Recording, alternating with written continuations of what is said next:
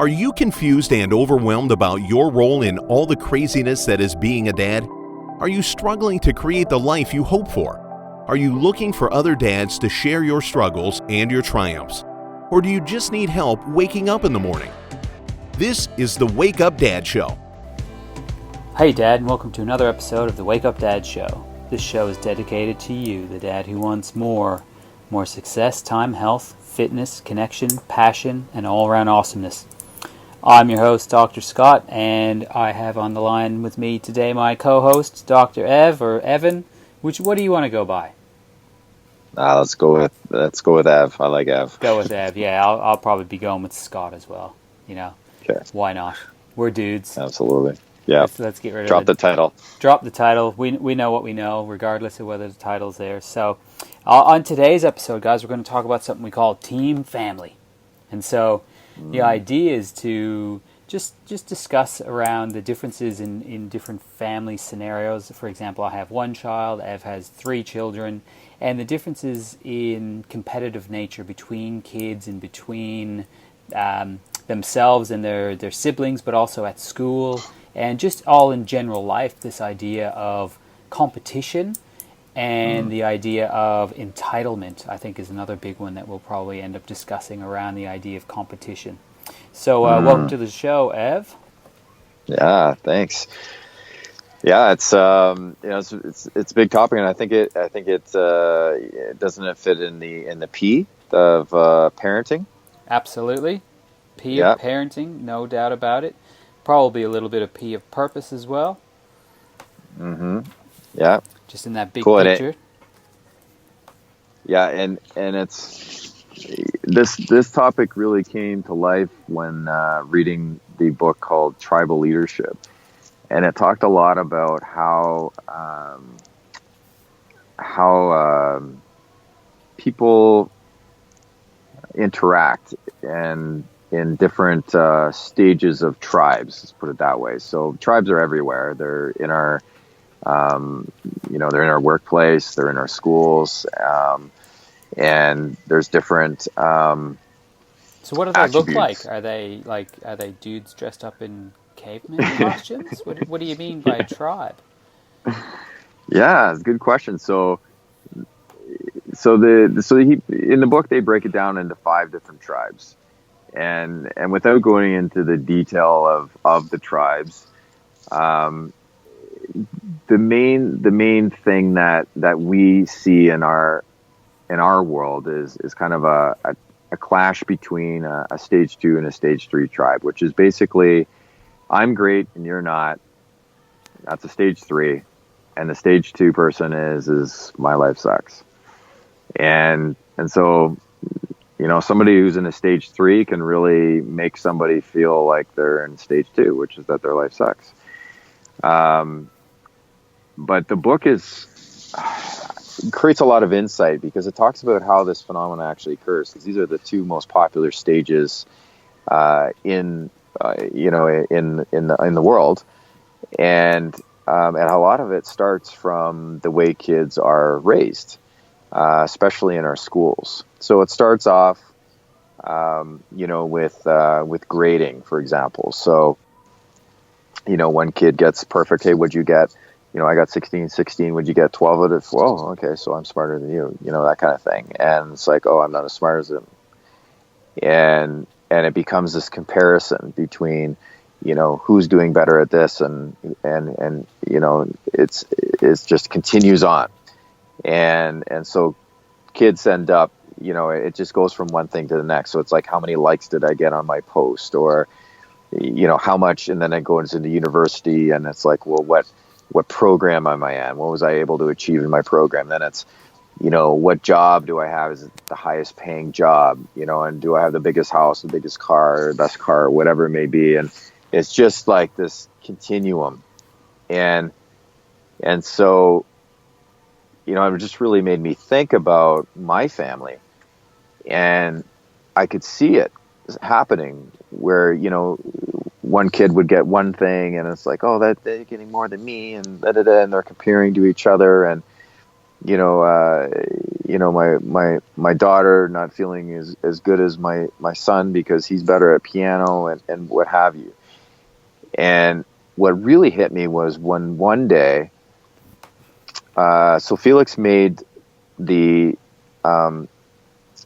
select team in hockey, but he didn't make the actual team. He's actually classified a taxi player, which I didn't know what that means, but basically it means that he gets to do practices with them, but he doesn't play in any of the regular season games or tournaments unless somebody gets injured or they're away or sick. But he gets to practice with them. And so everybody on the team knows who the taxi players are. And I go to every single game of Felix's, every practice, because he's not playing games with select. He plays with his house league. And I was noticing that when he was practicing, he would always go to the back of the line during practice. So he'd often not get to circle through that actual drill as often as the other kids that were at the front of the line. And I was curious why he was doing that. So I asked him, Felix, why are you going to the back of the line? He said, because the better players go at the front. And I was like, no. Like, I could see right away the comparison, and he was holding back, because he thought he was less than the other players. And I said, everybody on the team knows you're a taxi player, right? And he said, yeah. And I said, okay, so imagine that they know you're a taxi player and they see you putting in your best effort all the time. So when kids are lining up to the drill, you're skating hard to that line. When it's a skating drill, you're putting 110% in. Any of the drills, you're doing 110%. You're focused and you're doing what the coach is telling you what to do. I said, what would that do for your team? And he said, well, it's going to lift them up. And I was pretty amazed he said that, but I said, exactly. That's exactly what it's going to do. They're going to see you, the taxi player, putting in your best effort at all times, and that's what team is. It's not about your position. Yeah, and it's a great point to make because, there's a fine line to be drawn between the way the world works today as well, where sometimes it almost goes the opposite, where there's no distinction made. Like the person who comes first in a race and the person who comes last in a race, everyone gets a participation ribbon, right? And that's not what we're talking about here. I think it's really important to realize that on that given day that somebody did better than another person, so they, came first place or second place or last place, but to not have that become their self-worth. Because sometimes, all the time, a kid has to come last, right? Like the last kid in is the last kid in, but that doesn't mean they're any less of a person. And so we're not talking about competition. Like it's sort of one of my pet peeves, the whole everyone gets a participation ribbon and there's no, we're so politically correct these days that we don't even celebrate the wins, because I think that sets kids up for a big fall later on in life when, after the schooling occurs and real life occurs. I think the biggest lesson that we can teach our kids is to accept themselves and to not have any self-entitlement. The world does not owe you anything. You have to go out and get it. So when you were talking to Felix about that, talking about, skate your hardest at these practices, that will lift the team up, but it will also make him a better player, right? Like, so if one of his goals is to make the team and not be the taxi player, the only way that's going to happen is if he skates his little bum off every single practice and gets better. So it's a really great way to lift the team up, but also have him become more of a sort of the player that he may want to be. Because you would think if he's on there as a taxi player, one of his goals is to make it as the full player. Is that correct? Absolutely, yeah. He's set goals for himself, and it's been amazing to see him flourish, and really step into putting in his best effort at all times, and he's seeing the results, and he's getting excited about his his improvements. So, it has had both benefits. And yeah, what you're saying there is so key. It's really the real key. The take home here is that our kids do not, their self-worth is not based on somebody else's evaluation of them. It's them putting in their best effort. And it reminds me of the movie The Game Stands Tall. Have you seen that one, Scott? No. Okay, this is a must-see. It's an incredible leadership movie. It's a football movie, and it's about a high school football team who had a winning streak of 151 games. Wow. Now that's like I don't know how many seasons like 15 that is. seasons or something.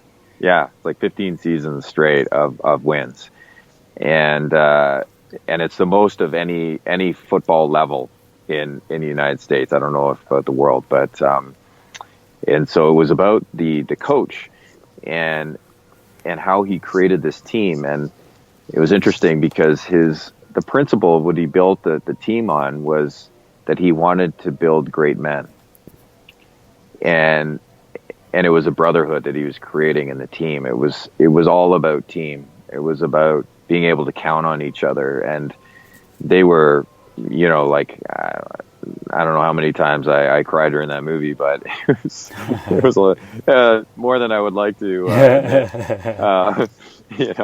But something you want to tell me, Ev? You're crying, and what's up with your pink phone? What's going on? Yeah, I'm getting in touch with my feminine side, that's for sure. Yeah, I'm not afraid to admit it. So yeah, and it just really brought that whole concept home of really of teamwork and just putting the emphasis in life on doing it together. And so, kind of the next phase of this is like, well, how do we create this at home? Because, let's just talk about the mess that a lot of parents have. It's the competitiveness between each other.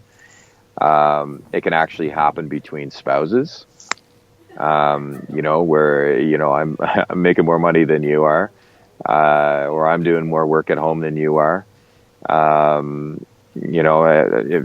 you heard of this dynamic before, Scott? All this the time. Whether it's okay. something that's talked about or not, it's definitely there. Yeah.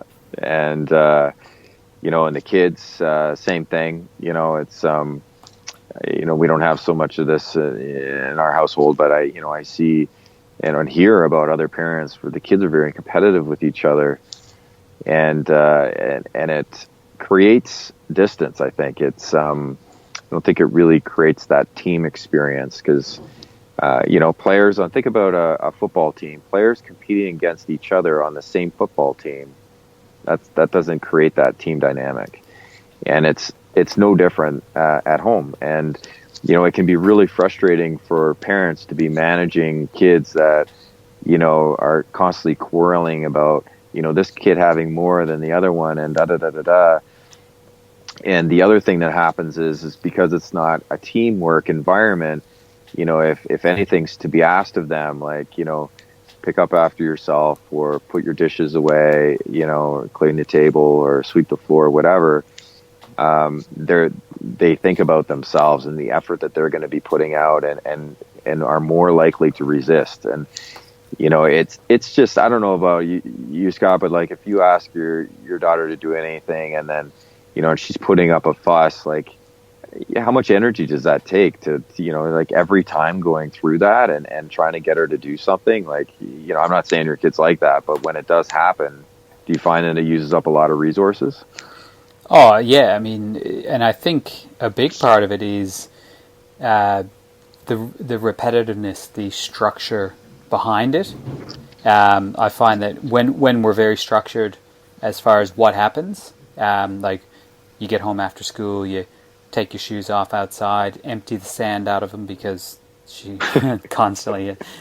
these are the differences between living in Australia and Canada. Take this. Yeah. What? The sand? No, you guys get the snow.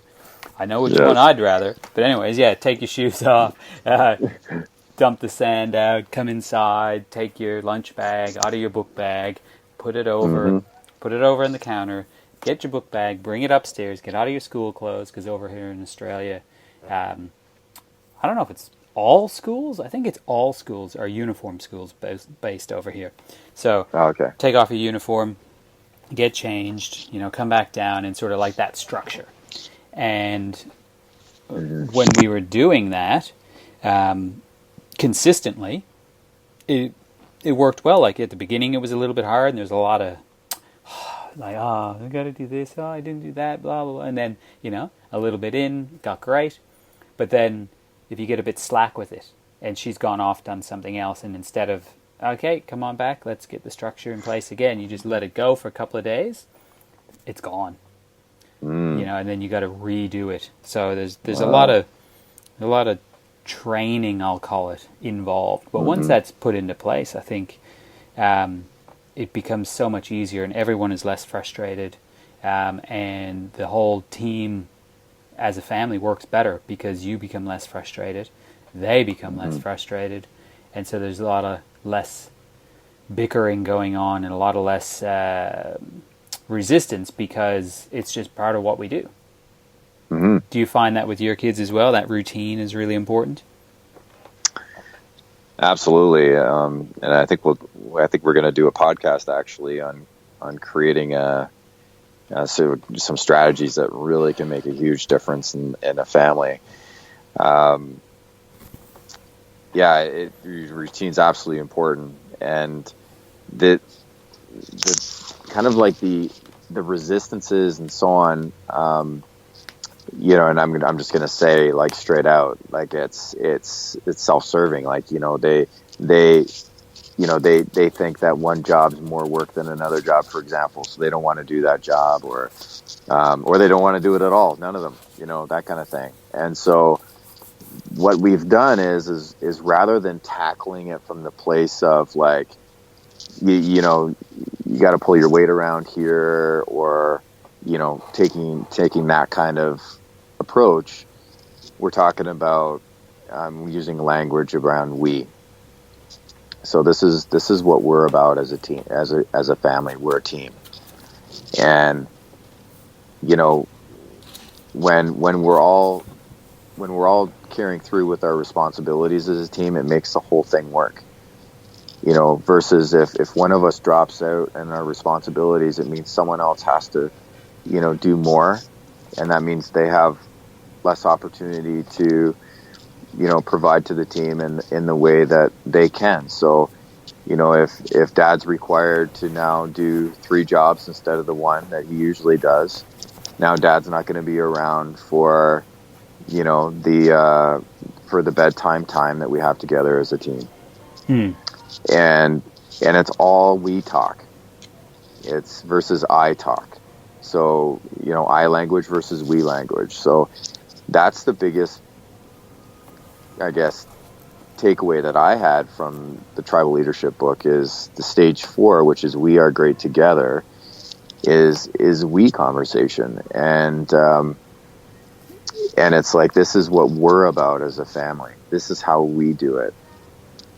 And the kids, they're starting to get it, that we're a team. I've always called us Team Hill. I didn't really quite have the language down, and I didn't quite have the whole thing figured out until I read this book, and watching the movie, actually, the Game Stands Tall, just really brought it home at the power of team, and that by consistently building around the values of the team and what it means to be a part of it, because it doesn't mean that the thing about team is that when somebody steps out of line in team, that I'm not coming down on my son, for example, because I think I'm better than him, or I'm bigger than him, or that because I'm his parent I can come down on him. It's because he's letting down the team, and that's what I'm letting him know. It's like by what you're doing here, it impacts everybody. And it comes from a different place because it's a we conversation. It's not a one-on-one, come down on him. It's like, you got to start thinking about the team, and that when you do it this way, everybody loses. So, yeah. And I guess I haven't read the book myself, but we've discussed it numerous times now, and that sort of idea, stage 3, the I'm great, you're not, that can really set up a lot of barriers, whether it be in any sort of situation in life, but definitely with your kids. And I think, in a recent podcast when I was interviewing somebody, they were talking about this idea as well, and the idea of letting your kids know that the way that they're feeling right now, you have felt that way before as well. Right? Oh, I see that you're feeling this, or I can sense that you're feeling that. Do you know that when I was a kid, I used to feel that exact same way? And so creating that team situation, and just letting them realize that you were once a kid too. You once had, very similar things going on, and then give them some advice about what they might do to help get over that situation. And I find when I remember to do that, with my little one, she gets over things so much faster, and we have just that bonded connection between us. For that, just it might only take 30 seconds, but it just switches gears in their mind, because we all have it, but kids have this sort of switch in their brain where they go from like a logical thinking state to a reptile brain, where if they're in that sort of reptile brain area, that fight or flight response, they don't really hear anything you're saying.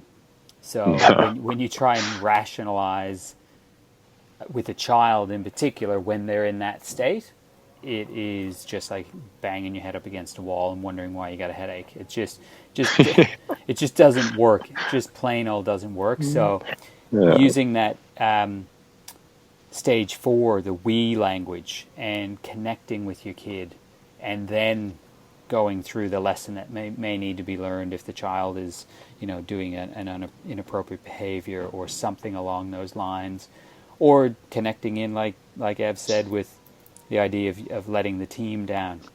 I haven't actually used that one, but I'm going to give it a try. That's for sure. I like that. Yeah. Well, let's talk results. So, a lot of parents might be listening to this, and my qualifications here are that I'm a dad of 3, and that's it. So It's not like I haven't done like, massive research papers or anything like that. However, I've done some due diligence as far as speaking with other families, and what level of responsibility those kids are taking, in the family. And it's amazing, because I'm finding that a lot of parents are just completely exhausted. They're just so exhausted because they're doing everything. Yes. And it's a one-man or a two-man show, or one woman and one-man show, or a two-women show, depending on the dynamic of the family nowadays. And the kids, the kids are doing whatever they want. And so, we were out at a party, and I was talking about our kids, and I was sharing her with, I'm going to share this at one of our next episodes, but the strategy that we put in place, it really created this sense of responsibility, and they started really doing habits, and it was kind of the beginning of this, creating this team environment where they were really helping us be successful as a family. And she the woman I was talking to, she literally, her jaw was on the floor. She's like, I can't even believe that your kids do all this. So my kids right now they're 9, 8, 5. They get up in the morning, brush their teeth, put their clothes on, come downstairs, have breakfast, pack their bags, and we walk to school. And she couldn't believe that. She couldn't believe that they do those things. And to me, that's normal. And after, when they come home from school, you know, they walk in the door, they put their coats up, you know, they finish whatever lunch they didn't have. They put all their Tupperwares in the sink. You know, they do their they do their piano, they do their homework, they sit down, they just do their homework. And then after dinner, they clear their plates, they wipe down the dining room table, they sweep the floor, mop the floor, go upstairs, change, or shower, change, brush their teeth. We check their teeth. Most times, especially our youngest, definitely help her brush. And then we read stories and tuck them in. And so that's the kind of, and again, this is not I'm not trying to say I'm better than anybody on this call or anyone who's listening or anything like that. That's not the goal here. It's more to show that it's possible if you're running around, you know, pulling your hair out, and, you know, you're finding you have to do everything. Like we also give our kids their clothes to put away. You know, when we go on trips, kids pack their bags. Mm-hmm. You know, all these different things. You know, giving them responsibilities is huge in creating team, and it makes them feel part of something, and it gives them that sense of, you know, that of belonging and ownership for the success of the family.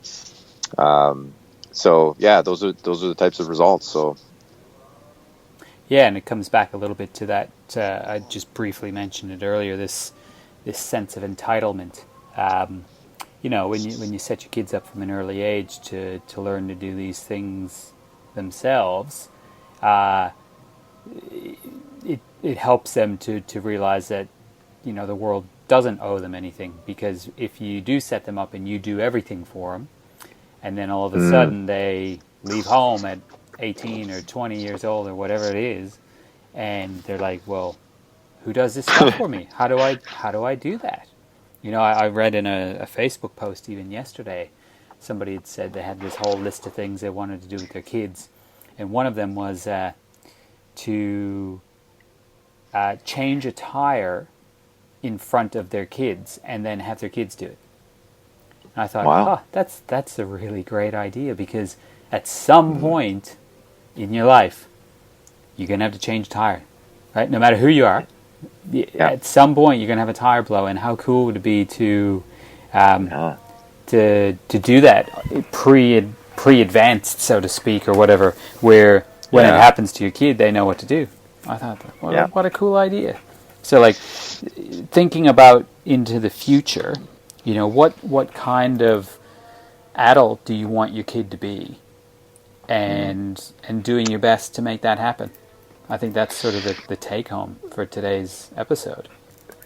Yeah, I'm going to give you some kudos there, Scott, because that was a brilliant tie-in to the entitlement. You know, that was a, you know, for me, you know, just the tie-in to doing what we're doing and creating kids that are, you know, they realize that, you know, it's not, life's not just going to be handed to them, and that, you know, that there's a process to everything that happens. It's not, you know, it's not like instant. Everything's not handed to them on a silver platter. And it's just a brilliant tie-in. Appreciate it. Yeah, no problem at all. So I think that's good for today's episode, guys. An ancient proverb once said, for a man to achieve his dreams, he must first wake up. Dad, you're not alone. This is your wake-up call. We're in this together, all for one, and one for all. Do you want to know more about the Wake Up Dad movement? Go to www.thewakeupdadshow.com to download any and all past issues of the show. Claim your free gift. Continue the conversation on the Facebook group Wake Up Dad. Share this podcast with other dads on iTunes or Google Play. Make sure to subscribe to the show and give us a rating so we can reach more dads. And dads, one last thing. Wake up!